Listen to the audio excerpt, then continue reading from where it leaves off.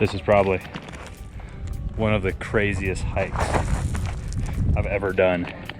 It was literally vertical ascent for probably 300 feet, straight up rocks.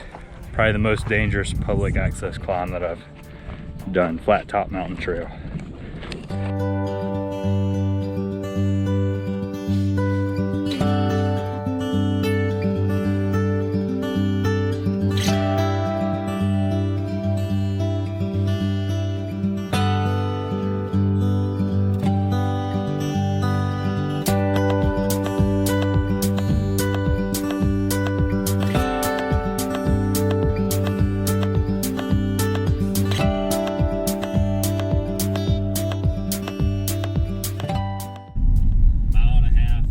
Summit, about 1,500 feet elevation. Mom and Pa both summited the top.